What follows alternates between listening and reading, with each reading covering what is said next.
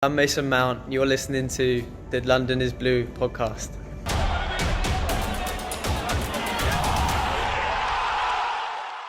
All right, Chelsea fans, welcome back to yet another episode of the London is Blue podcast. That's right, 72-hour rule, Nick. We are back because that is the ridiculous Project Restart schedule we are on right now. That is correct. And this is episode 127 of our season so far, if you're paying attention.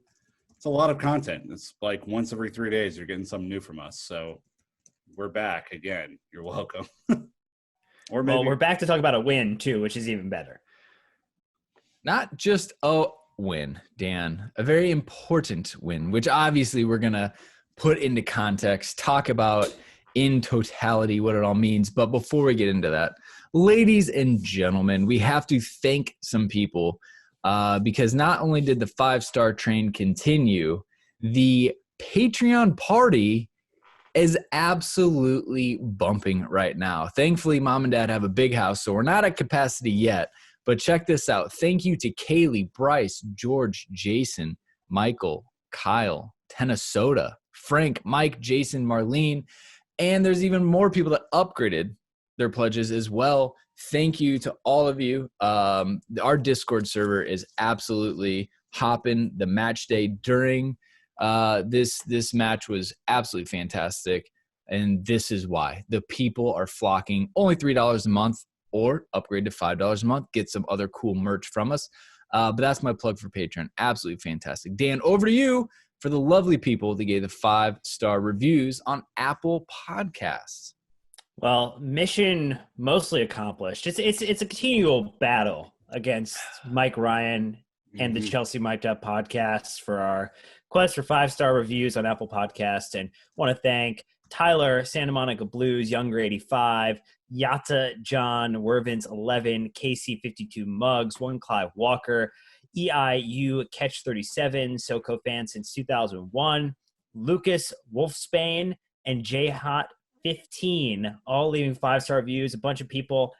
He's not Matt Ryan. He is not the Falcons quarterback. He is Mike Ryan. He's the host of the Chelsea Mic'd Up podcast. We are friends, but in this moment we have a little bit of a beef, Nick, and we're just trying to make sure that we continue to get some 5-star reviews on Apple Podcasts. So they should do that while they're listening to the start of this show. 5-star review right now. Now, I want to make it known. Everyone knows that, I called out Mike Ryan for the reviews and been having a friendly back and forth on each other's shows.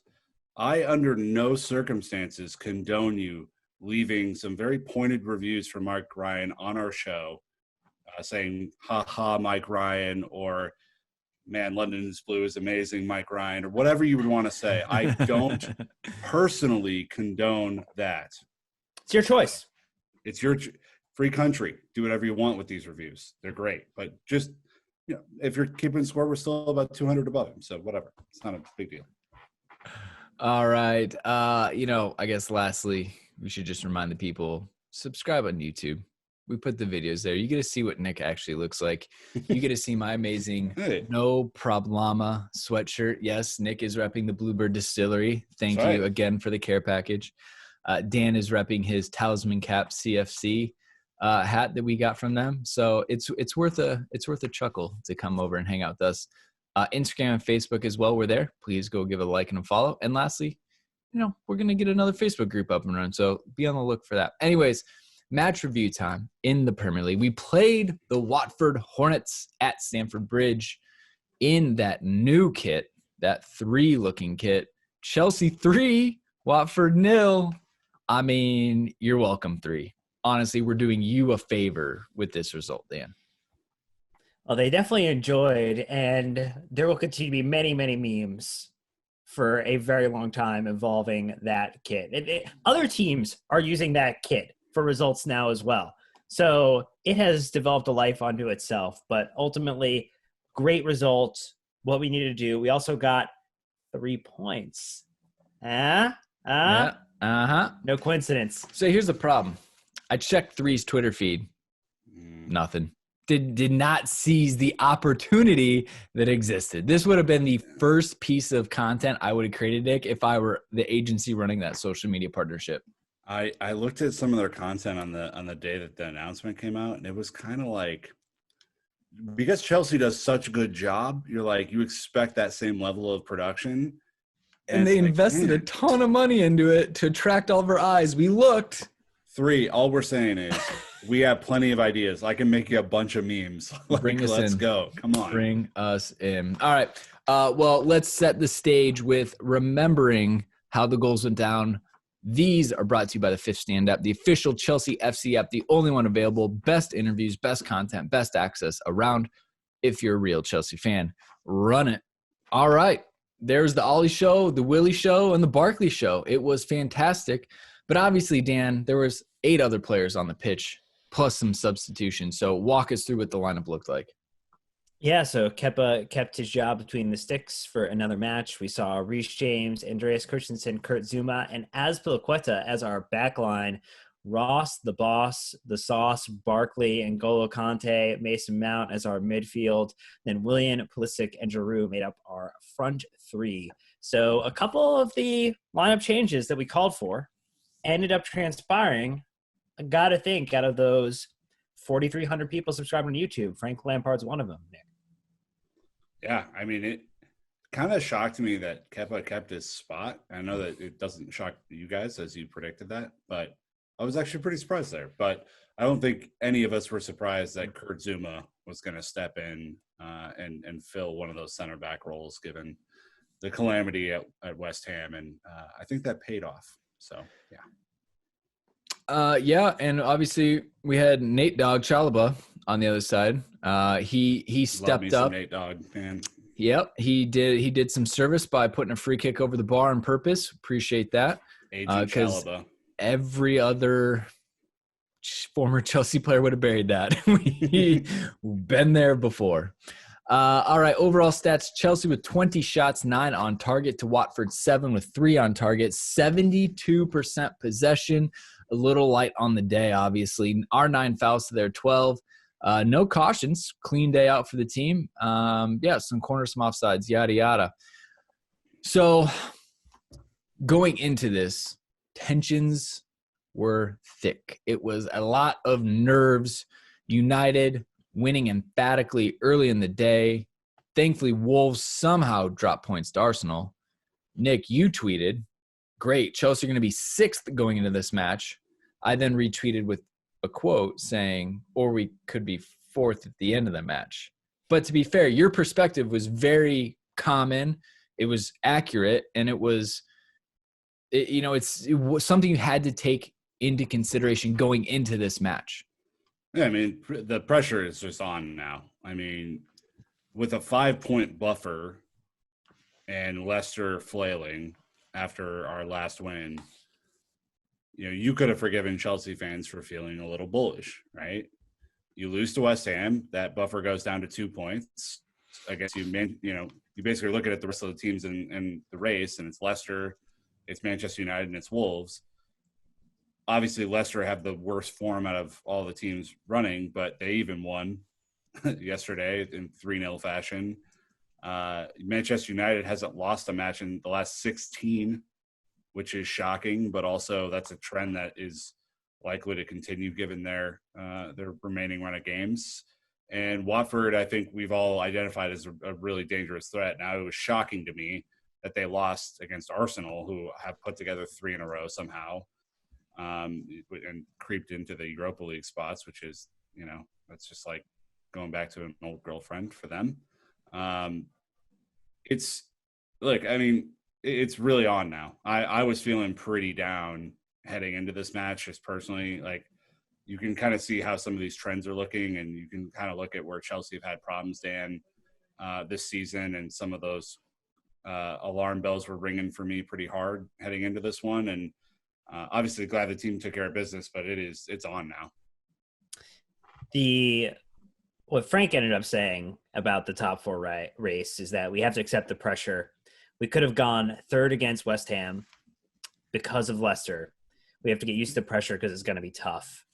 3 goals, a clean sheet, a reaction in midweek. It was a comfortable, and we made it comfortable. I'm pleased with the team performance. Changes were both for freshness and for tactical reasons. And so if you're looking for a response in the moment, Frank was able to put one together that was 100% needed, to potentially drop out of fourth place and be in fifth and now be in limbo, because you're thinking about, does Kaz overrule the UEFA decision, and do they potentially reinstate Man City?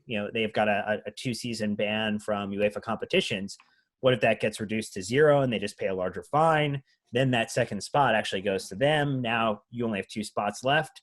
There's just a lot of permutations right now that don't necessarily work in our favor, Brandon. I think so. To see this result, to see the way the team came out, and the resolve, the intensity, the desire to continue push, the directness of play, I think there was a lot of really, really positives to take away from this, with now just a remaining set of games to go out and execute in. Yeah, look, I think if you've listened to this podcast for a while, you understand that I tend to take the optimistic side of things. Nick, maybe not so much, but that's okay, because those are 2 real accurate realities that exist. Mm-hmm. I'm just kind of putting my blind faith in the team, saying, I'm going to ignore all these other things going on and just hope that they take care of business because they have to. And thankfully it happened, right? But by no means, was this a walk in the park? I know at the end of the day, people on YouTube are talking about how it was just easy, it was straightforward. Like, it really wasn't at the beginning. And so let's get into some of that. But here's kind of what I said when I was on Hot Mic live streaming, and I set the scene saying, from here on out, because of the situation we're in, we're now punch for punch with Manchester United. If they win, we have to win. If they draw, we have to at least draw. Whatever they do, we have to go head to head with them the rest of the season. And it's not going to be easy. We know that they have on paper the much easier schedule than us, but this is the reality. And I'm excited and still optimistic that Frank's team's going to go out there, punch for punch with United, and take care of business. But holy smokes, it's going to fly by. Like, August is going to be here before we know it with the way this thing is going. All right, so some players that we need to pull out of this match, probably not going to be a surprise to anyone. Christian Pulisic, Mason Mount, and Ross Barkley. On Pulisic, coming from Liam Toomey, because we can't be the ones to provide all the context around Christian. Liam tweets, my main takeaway from that half, Pulisic is Chelsea's most important player right now, and it isn't particularly close. He won a penalty, created 3 chances, 93% passing accuracy for an attacking player is quite high. Long passing accuracy was 100%, fouls won was 2, and his ground duel success is 50. Scrappy little guy. Again, Dan, Mason Mount disrespecting Watford defenders, running at them with no regard for their careers, taking people on, being as direct as humanly possible. Should have had 2 penalties. Eddie and Capu should have gone off, but I'll save that rant for another time. Christian Pulisic, yet again, maybe even say best player since we've restarted. The problem is he doesn't have the goals and like the official assist to probably back it up.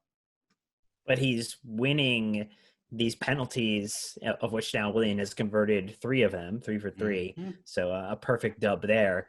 But Christian has been electric. He's been exciting. He's responded to the trust he's been given. And, if I were Christian, my back would be pretty sore, because I am much like Eden Hazard. I think that, the Hazard comparisons are interesting, right? Because Hazard in many times would be the player that would pull a result out from nowhere, right? He'd be the one who Chelsea would be terrible for 86 minutes, and then he just goes on a tear for 2 minutes, gets the goal, we win 1-0, and we call it a day, and we collect the 3 points. Christian isn't Eden Hazard, so I think that we should just kind of maybe stop talking about it that way. However, but he's exciting. Styles of his play are similar, because, and actually I would say there are things I like more about Christian than I do about Eden Hazard as he got to the later stages of his Chelsea career, where Eden wasn't as always as direct. Right now, Christian is straight as an arrow against attacker or the defense and his attack. He is interchanging extremely well with Giroud, and he's kind of fearless right now, Nick, in a way that it's exciting to watch. I think we see the way that people are reacting to Christian and the whole concept of him being a commercial signing. It's hard to think at this point, seeing this Christian Pulisic, that anyone would have ever thought that. Yeah, it is funny, right? Because, we've said this multiple times on the show, and we'll probably keep saying it because it was just a really cool thing for us. We were at Stamford Bridge the day that he was signed for Chelsea, and obviously he didn't come until, 6 months later or whatever to the team. But, I remember, I think everybody remembers that, he's just there to sell shirts. Nike bought him as a player for Chelsea, all this kind of stuff. And, having watched him and having seen him score his first international goal in person, like, I know what kind of player he is before he gets to Chelsea. Even I am a little bit surprised about how quickly he has flipped this switch to be a different class. I mean, he was a different, like, of any player on the field, he was just a different class. And I think when you start to get the media running that narrative and you get to see a person who we love and respect, like Dan Silves, go, I wasn't sure about him, but I'm pretty damn sure about him now. I mean, it's an interesting divide. Now, what I will say about this is, like, this is not an American v. British issue. Like, I knew a lot of our friends across the pond who were really, really psyched about Christian when he came. And there are some Americans who were like, oh man, this is just going to be an American thing, blah, blah, blah, blah, blah. He was by far the best player on the pitch.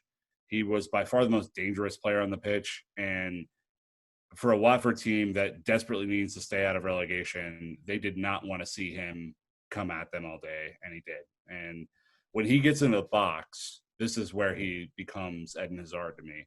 His feet shift, Brandon, so quickly that if you are making a clumsy challenge or whatever, or you just decide to run him over like he's a tackling dummy, like you're in real trouble, man. And I think some of that tentative, like, he's going to build fear into these players, into these opposition players in the box, right? And so maybe we might see some other spaces open up because there's a little bit of like, oh, I don't want to touch him because he's, but he could easily win us 5 to 7 penalties before the end of this thing's over. It's wild, and I won't keep going on this train. I just was laughing when he said it because, he can stop on a dime. And clearly Eddie and Capu cannot stop on a dime. He just flattened him. And that's what's great. But here's the deal. Christian is a young player, right? Freshly turned 21. Has a long road ahead of him. Here's another young player that was actually named man of the match. By the way, there are 4 or 5 man of the matches out of this one. 100%. Mason didn't even think he was man of the match. Who scored had Barkley. Willian was NBC had Barkley. Chelsea's own Paul had Pulisic. Yeah. So it's a good day out when you can have 4 or 5 different people as a man of or Dan of the match. And we'll still find a way to pick apart your poll. Don't worry, Dan. Mason Mount, man of the match, according to Sky Sports, because they had the coverage. So Sky Sports Stato tweeted, man of the match, Chelsea FC's Mason Mount, 67 touches, 7 of them in the opposition box. He completed 47 of 53 passes, one of them being a hockey assist to Ross, who then found Giroud. 87.5% passing accuracy in the opposition's half. And he was the only player to feature in all 33 Premier League games for the club this season. Yeah, Frank loves himself some Mason Mount, right? And I thought what was most interesting about this brief interview that Mason did, he was talking about the team's formation, but he was very honest and said, I felt like I kind of need to reinvent myself in this break. He's like, there's some things I felt like I wasn't doing a good job of. He's like, I'm really focusing on getting the ball, retaining possession, and keeping it moving. He's like, before I was all about hanging out around the box and trying to score and almost being a 10. He's like, I need to become an 8. And he was way more involved in this, Nick. He was all over the pitch, dropping back from center backs to get the ball, moving it. And the thing is, he doesn't lose his movement in the attacking third. His creativity, his movement is still there. So he's an 8, but he might be out on the wing for a second. And Christian and Willian are happy to come in. He's just the amount of energy again that this guy puts into a match is unreal. Yeah, I want to know what his recovery looks like, because for him to come out match after match and like do all of the pressing and all of the work off the ball. I mean, this is another narrative that, a lot of the NBC media has picked up, is just how hard he works for the team. And, it's not always stat box stuff. You're not going to see, as many goals, assists as I'm sure he would like, but who scored game a 6.6? Yeah, they've had some really dubious ratings. He was the lowest ranked, and I'm saying, and they are a stat only shop. So again, to put that into perspective, I just want to say that to your point. Like it's on eye test, exactly, it's important, when you talk about Mason, and especially in that role. If you think about it, Cesc Fabregas was tweeting during the match, and he said that this game is all going through Mason or through Mount.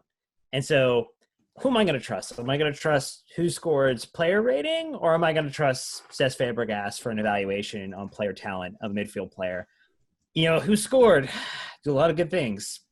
I think I'm going to go with Cesc Fabregas there.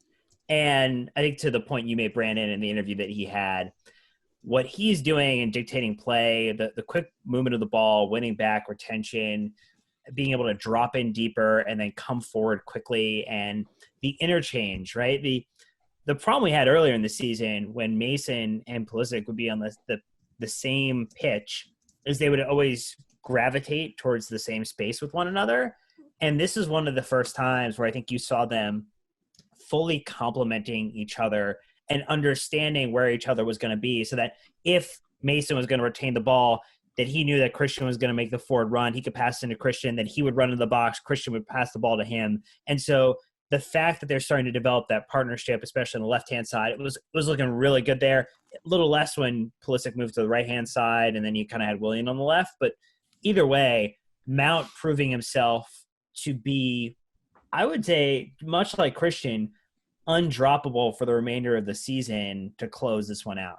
And you also saw, Brandon, a thing, or at least I saw this, and I don't know if you guys picked up on it, when Watford had basically dropped into that block that they were not really that good at, to be honest. The trend that I saw is that Mason and Christian both took turns dropping extraordinarily deep to receive the ball to start the move at, right past the midway line. And with Christian's ability to run with the ball and cut in and free up other players in that scenario, and Mason's ability to find the right pass, that might be a tactic that you see against some of these kind of low block teams moving forward, because just to stay in the same position all the time hasn't worked for us, just to be frank. So I think that is that's something I'm actively watching. Yeah, it was just flowing. But again, I have to point this out. Not until the first water break. Watford were pressing more. Then after the first water break, Watford actually then dropped in a lot deeper. They stopped the press. So again, for all the people out there analyzing that put out their immediate match reviews and were like, easy, what? No, we looked not great the first 22, 23 minutes of this match. And it's because Watford were pressing us. One of the first things that happened was Kepa passed it to Christensen, and Christensen was running at his own end line and had to pirouette and clear it.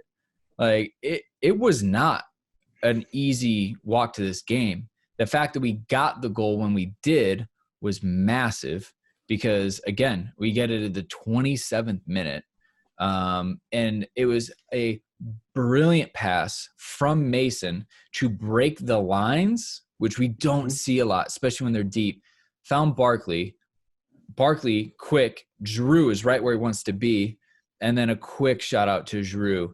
He Brilliant finish. Teed up that defender, and it's so subtle, and you probably didn't notice it. but he actually hesitated his shot. So the defender went by him and then drug it to the far post. Like, genuinely, the class that goes into that finish. There's a lot that probably you on average don't see and don't recognize, but I can't stress that enough. As a defender and as a goalkeeper, I'm sitting there going, that's well done. Unbelievable.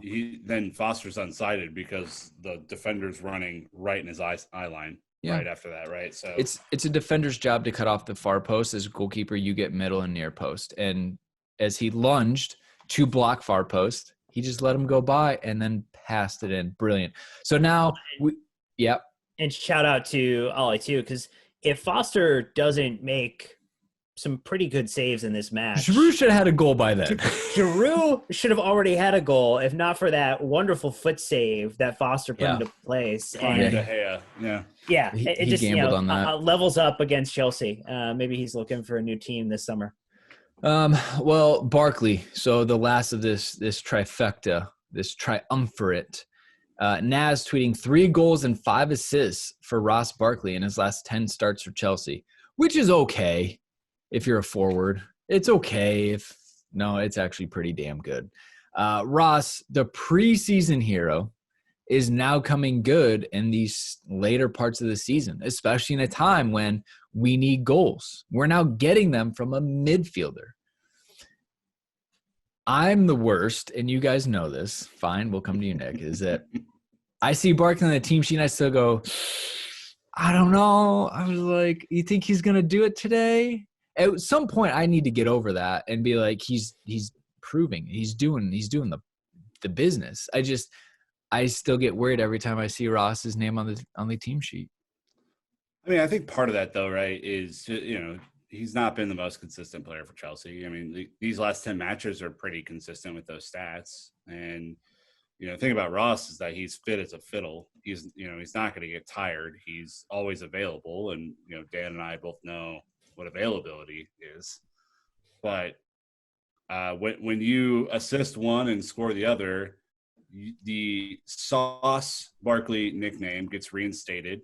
Clem and I had a really good discussion about that on Twitter. Dan even obliged me with a courtesy sauce for the goal scorer, so I appreciate that. But I think Dan, just to be fair to him, I think he played really well. There were a couple of moments that he might have even taken a little bit more advantage of that he probably wants back in this one. I would say this about Ross Barkley. Ruben's gunning for him, so he's going to have to stay on his game, especially if we're going to play in a midfield 3 with 2 8s. Mm-hmm. So, he's going to have to really step up. But, as of now, he seems to be delivering. We got asked on Twitter by our friend JK from the Chelsea fan cast, Ross Barkley, wizard or dunce? And Ross, I think, is one of the most infuriating players to watch on this Chelsea side at the moment, because there are so many things that he can do well in that moment. The assist, the willingness to take the shot for that goal. There are not a lot of natural shooters. When shooters are going to shoot, that's a really good thing. And it's nice to have players on this pitch who are willing to go and just have the audacity to uncork and go. Not the natural tendency for most of the players on this team.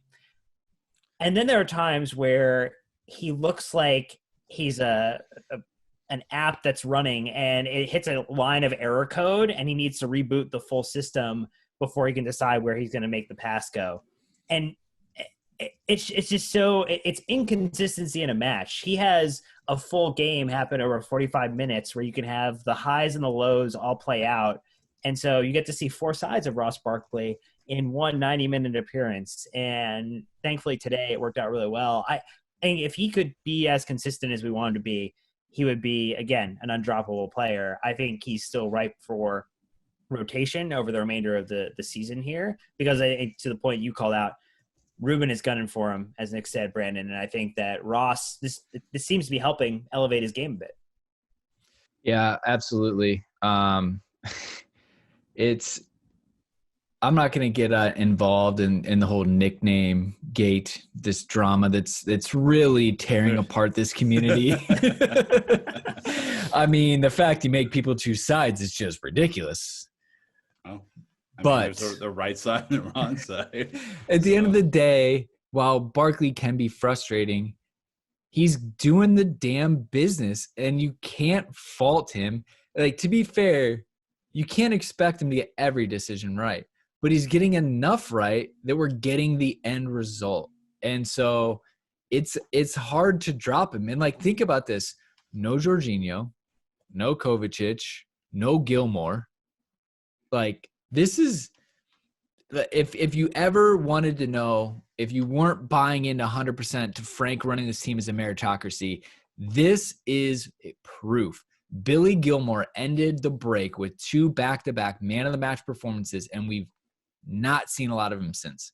Barkley has started the last 2-3 matches, something like that, and he will continue to start until he gives Frank a reason not to.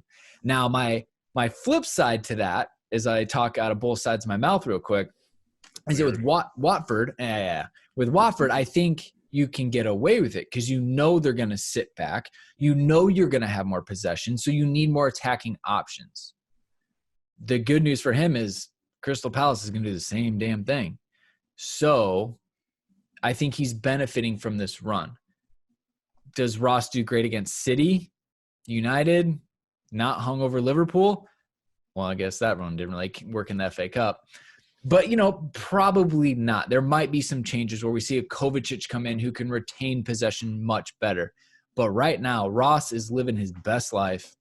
Dude's still yacked, and he's going to goal. And it's great.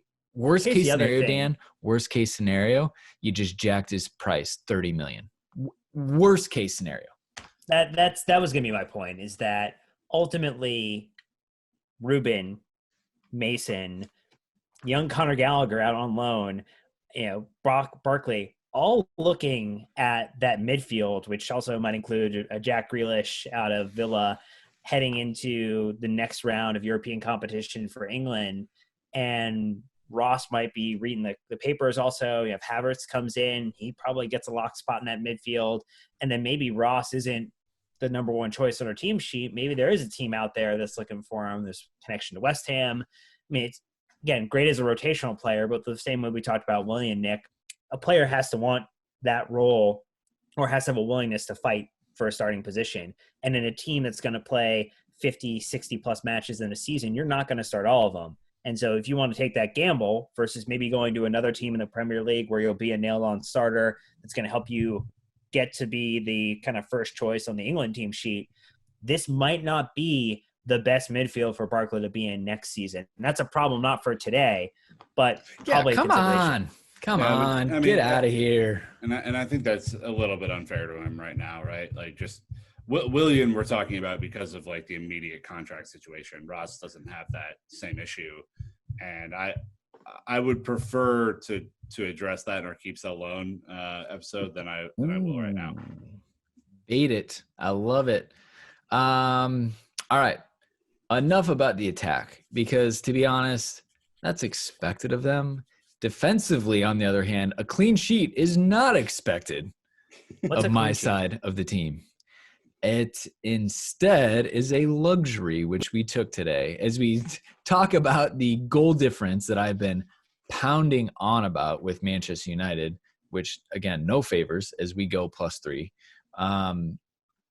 We had some changes to the back line. First off, Reece James came in. I'm going to say he was average for most of the game and then turned it on the last 20 minutes or so. It was old Reece. Stiff arms to the face. His crossing was good all match, so I would say that. But defensively, it was a little – he was lacking energy. Dude turned it on at the end. He ended someone on the pitch. True. I don't remember where it was and what minute it was, but he flattened someone in a 50-50 challenge in the air, and you just saw the guy on the ground flat. Weird that is the outcome. Christensen still in meritocracy, keeping his place. Azpilicueta to left back. So see ya, Emerson. If you're third string behind Alonso, who's not a left back, Azpi, who's not a left back, like, it's not great look. But then the biggest one that I think everyone should be talking about is Kurt Happy Zouma. I don't know, Dan. What do you want? Where do you want to go with this? There's a lot of things we can talk about. His smile, his cleats. What do you want to do? I mean, it took 4 minutes until he bodied Troy Deeney and established a little bit of order in the back line. I mean, that's what I want from a center back at Chelsea. I love the when Christensen is silky smooth and putting some good balls forward. That's fantastic. This is the Premier League, though, and we go up against a lot of really just statuesque individuals who throw their weight around and drop some bows. And Kurt Zouma is really good at standing up to that. And, pound for pound, he offered a defensive performance that was consummate with the moment, where we needed to solidify. We needed to, frankly, he gets a lot of, I think, shit sometimes for his passing. His passing was really strong in this game. He was composed on the ball. He was helping continue to push the lines forward, Nick. He and Christensen were both pushing the lines forward and keeping Watford so compressed to give us all that possession, to give us those 20-plus shots. And again, he comes into the side. We keep a clean sheet for the first time in who knows how long. He doesn't get dropped for the remainder of the season at this point. Yeah, I mean, the last 4 matches he's featured, we've got clean sheets. And so I don't know.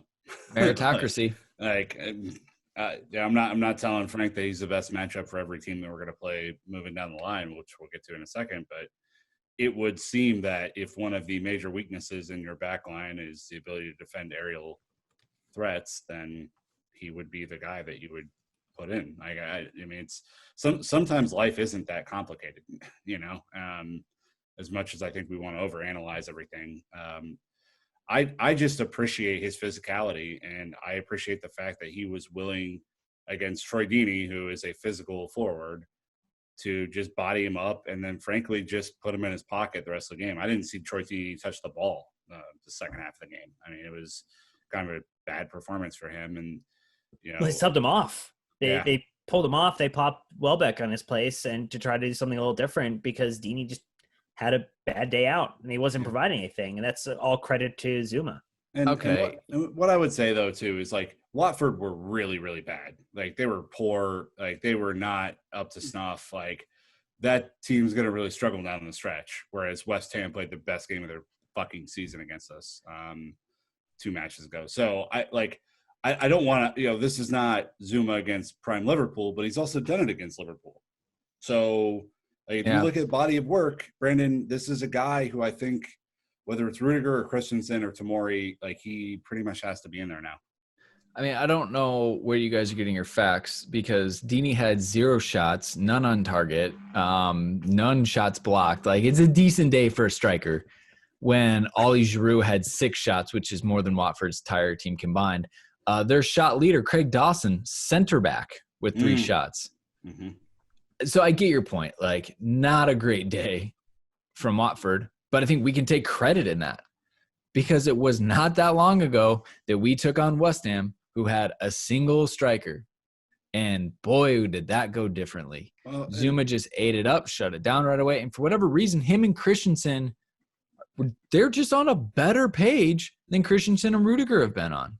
And what I would say, too, is both Christensen, I think Dan was alluding to this, both Christensen and Rudiger both pressed the ball into the midfield on multiple occasions, which if we're talking about breaking lines with passing, that's another way to break lines, right? Mm-hmm. Is to force your midfield from the top of the 18-yard box up to try and get the ball from you. And Zouma, when he gets going, man, of course, one of my favorite moments from the season was him against Ajax, but I mean, when he gets moving, it's something to see for sure. So I just appreciate that. I appreciate someone willing to do that. We haven't seen a whole lot of it this year. Yeah. So the stat being from Naz again saying Kurt Zouma won 85.7% of his aerial duels, which was not bad. 92.4% pass accuracy. He was 3 for 6 on long balls, which again, you normally don't equate to be in his skill set. 2 interceptions, 3 clearances. he's one of those no-nonsense defenders. At the end of the day, if he feels pressured, he'll hoof it. No Yeah. problem. And look, I think Chelsea are benefiting from that. He'll put in a tackle. He'll run someone down. When he jumps, his strength in the air is impressive. And that's different than strength on the ground, because when you are, essentially having to hold your own ground or yourself up, he's just so commanding when he's in the air. And remember, this is a guy who tore up his knee after coming down awkwardly after an aerial challenge. Like, that confidence is 100%. He is right where he wants to be. And that is, to your point, Nick, solving a problem that we quite obviously have. And it helped. I cheered when he cleared that first long ball with his head, clapped it up. The other thing I want to point out before we get into another individual is I noticed a big difference from West Ham to Watford was that when we lost the ball, as a team, we collectively pressed to get it right back from them. Watford didn't string more than 2-3 passes together the entire match, because Chelsea, the second we lost them, we were harrying them, we were harassing them, not letting them do anything with it, which we did not do against West Ham. West Ham got the ball, and we were like, where's my mark? Where am I going? Oh, there they went. Are you saying that we were swarming the Hornets? Nope, I didn't say that. Dan, no, we were raiding the nest. Both of you. I have to deal with this.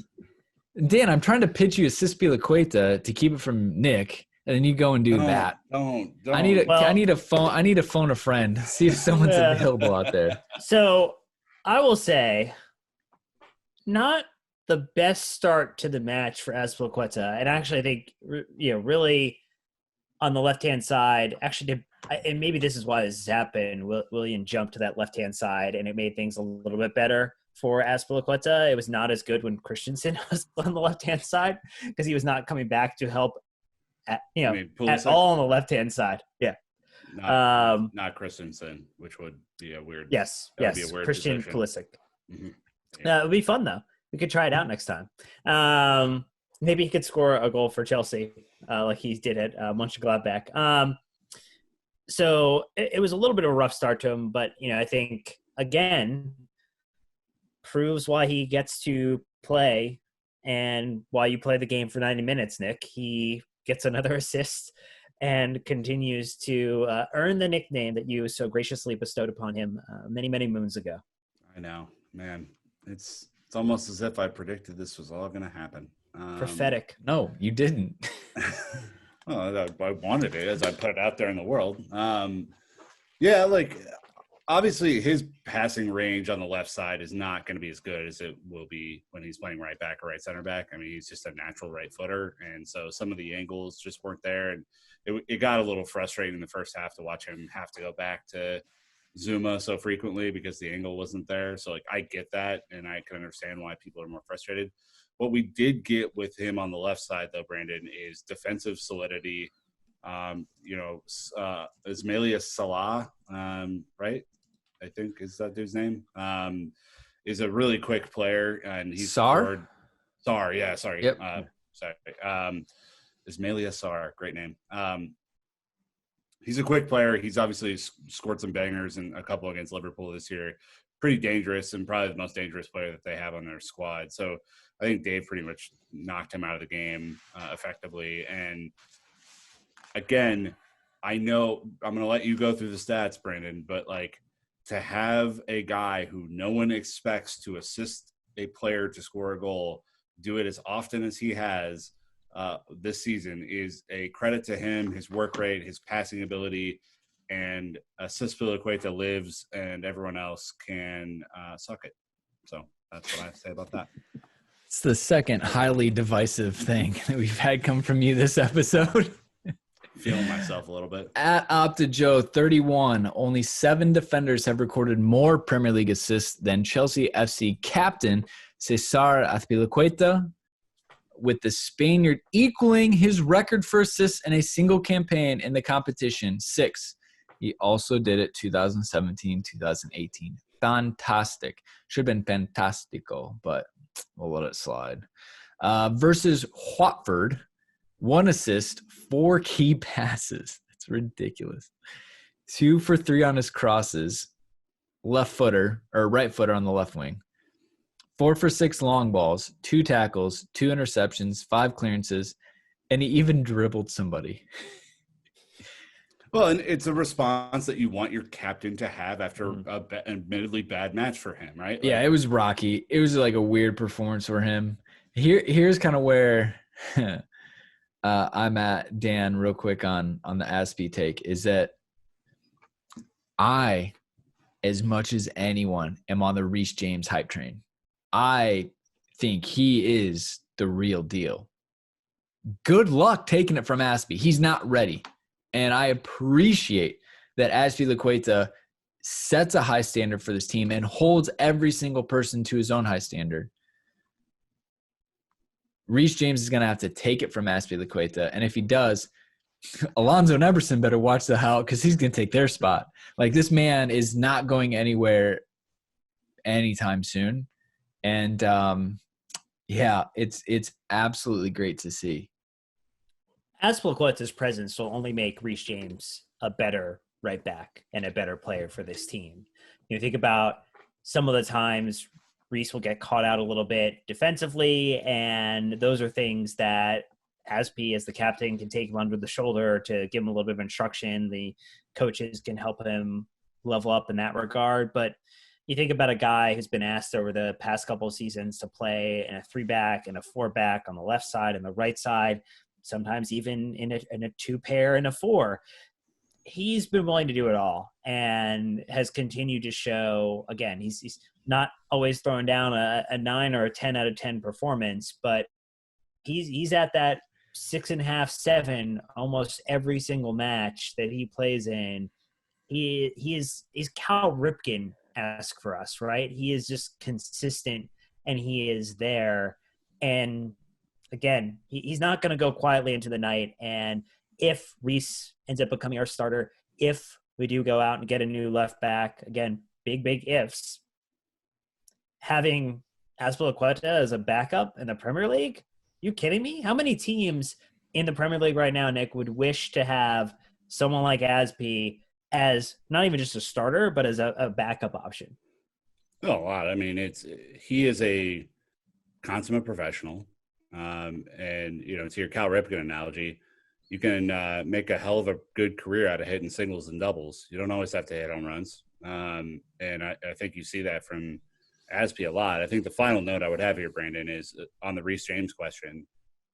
Azpi is the model of maximizing everything that you have to give, right? Of hitting a crescendo on your natural ability and growing over time. He wasn't always this player, especially when he came to Chelsea. He grew into it, right? He grew a skill set. Yeah.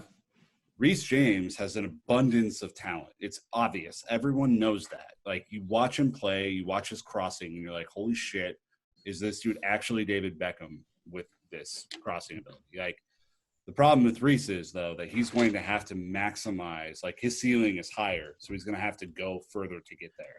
Yeah. And that's what I think Azpi's showing him is like, brother, if you're trying to take my spot, I'm not going to give it to you. You're going to have to do it. You're going to have to take it. Yep. And again, Azpi, people have taken him under their wing. He's going to do the same with Reece too. So it's great. Hey, you guys remember that one time when Tammy, Ruben, and Callum all got subbed onto the pitch at the same time? Classic 3 substitutions, yes. I mean, just Cobham erupting, with applause at that point. And they're all different ages too, they're all different years coming through as well. So I thought that was pretty cool to see. It was good, obviously, for Callum to get some minutes, Ruben as well, and even Tammy, getting involved again because obviously it's been an interesting time for him. So he's got to continue to push through, and Frank's giving me every opportunity to do it. So there were some pretty big established names left on the bench that didn't get a shot instead of these guys. I think that's a signal of intent from Frank.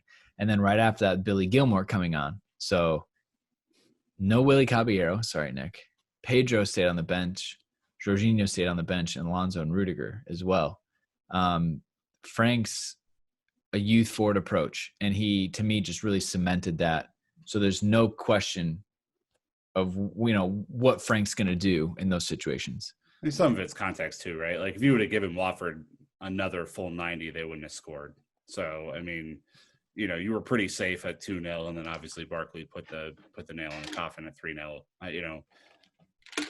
Why not play these guys? Like Callum's looking at Pulisic and Willian now and is like, oh God, like I'm gonna have to really step up and like be pre-Achilles Callum to have a sniff at the starting lineup. So, this is just a growing moment for all three of these guys, and like Ruben's got to work his way back in. Same. So, yeah. All right, Dan. Here it is. The softball we lobbed to you is the Dan of the match poll. Okay, Dan of the match time. Don't mess this up with your vote. I like how you put it on them. Don't mess this up for me. You know what they're going to say. How did it go? Well, no surprise, Christian Pulisic, similar to the Chelsea fifth stand player of the match rating. 73.6% of the vote. Mount with 16. Willian with 4.9, Zouma at 5.5. Plenty of tweets afterwards for Ross, the sauce, the boss, the man Haas, Magoss, Loss, Barkley. No. Yeah, I think that's kind of absolutely ridiculous that he is not on this list. Obvious omission. Goal and an assist. I mean, look, Williams scored, but again, Barkley scored an assist. Mount did the dirty work, but him and Pulisic, they're usually not going to get the love. So I think that was pretty biased on our part. It happens. What about the table as it stands? So, Nick, you still are shooting for us getting 6 to make your prediction come true.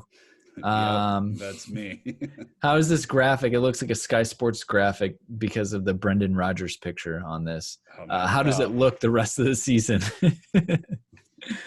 All right. So, obviously, Leicester finally have won a game, which is very unfortunate for us. But they are in third on 58 points. They have a 32 goal differential. We're not going to catch that. Nope. We have exactly. We'd only have to double. Exactly half of that goal diff. That's where we're at. Fourth position, Chelsea Football Club, 57 points, so just 1 point behind the Foxes, a 16 goal diff.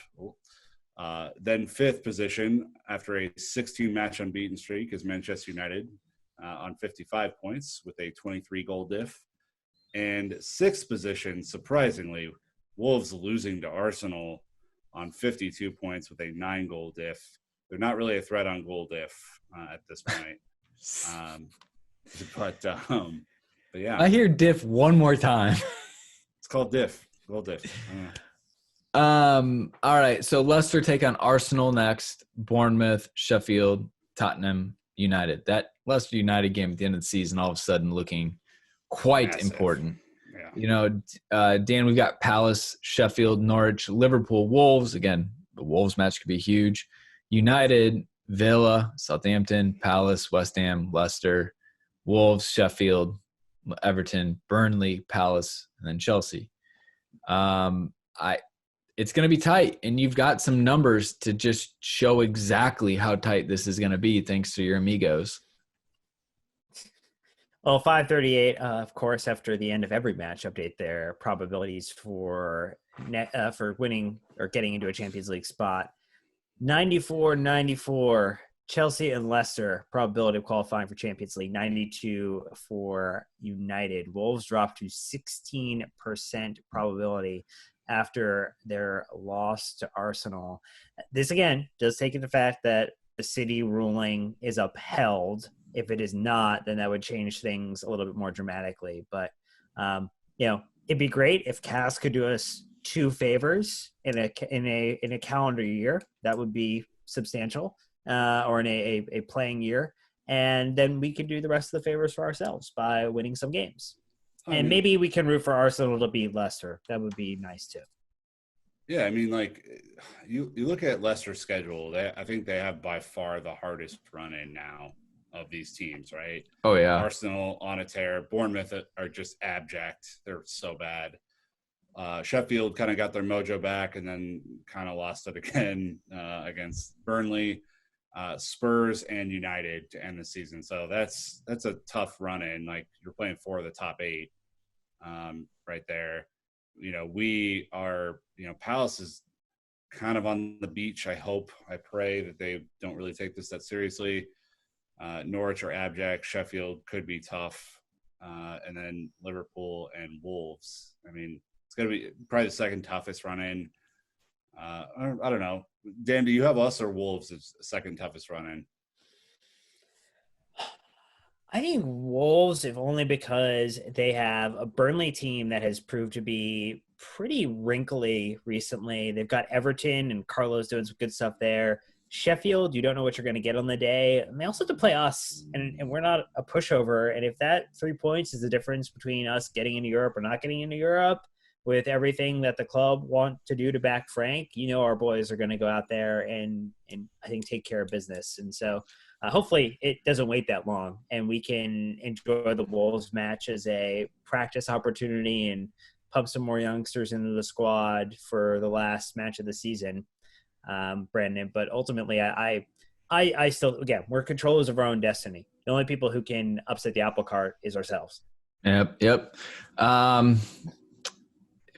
Yeah, well, it's going to be a wild Super Sunday, that last match of the season, no matter what. Again, all 4 of these teams play each other on the last day. United and Leicester, us and Wolves. You couldn't have written this script any better, as the Men in Blazers love to reference. I mean, United have Villa abject, Southampton tough, Palace. Yeah. West Ham will be fighting for their own survival, but not that good. I continue maintaining the fact that Leicester is going to drop out into that 5th position. Chelsea and United will move up. I predicted Chelsea 3rd at the beginning of the season. I think that is still what ends up happening. I think United pop into that 4th spot. And Leicester, after an amazing run for the entirety of the season, just don't have the gas to get it done.